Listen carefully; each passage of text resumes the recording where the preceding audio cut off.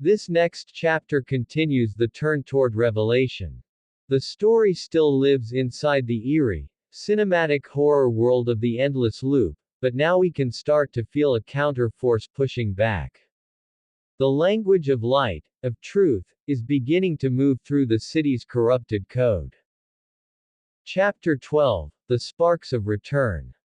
At first it was only in whispers, people talking about flashes of clean light in the corners of their eyes, about reflections that stayed bright when the street lamps failed. No one believed it until the power outages began to roll through the loop, block by block, swallowing electricity but not the glow. Amira Lee was the first to record proof.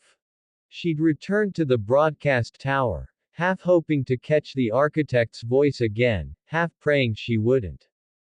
Instead she found the static broken by pulses of soft radiance moving through the cables like breath.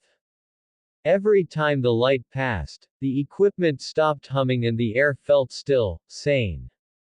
She ran a diagnostic. No signal, no source. On her monitor the word truth appeared again and again, repeating down the screen until it overflowed. Across the city, others began to follow it. Construction workers who'd once heard whispers beneath the ground started finding messages etched into the concrete, faint phrases that glowed when touched. Hold fast. Do not fear. The light cannot stand in the light. Detective Rains's partner, Officer Delgado, began mapping the locations of these sightings. When she laid the coordinates across a city grid, the points formed a spiral running opposite to the architect's design, a counter loop. At its center sat the abandoned church on Franklin Avenue, long condemned, its bell tower collapsed years before. Nina reached it first. The doors were chained, but as she approached, the glow beneath her feet brightened, the metal links snapping quietly. Inside, the pews were gone, the floor fractured, but the air carried that same clean warmth she had felt in the tunnels. Sunlight, real sunlight, filtered through a hole in the roof, touching the broken altar. Every time the beam hit the cracked stone, the sound of the architect's hum faltered somewhere far below the streets. People began to gather there, Amira, Delgado, engineers, janitors, wanderers, all drawn by dreams of light cutting through mirrors. No one led them, but when they spoke, their words carried the same rhythm, the same quiet certainty. They started reading aloud from old pages found scattered through the city, each verse ringing like a tuning fork in the air.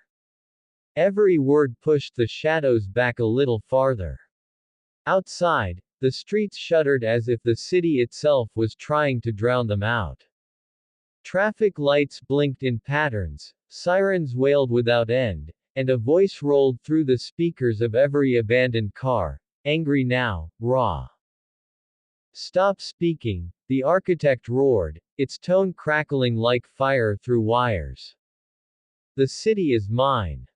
But for the first time, the echo didn't last. It broke against the light spilling from the church windows, scattering like dust.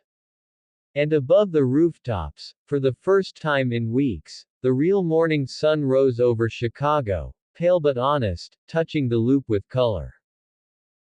The people looked at one another in silence. No one knew if the battle was ending or only beginning.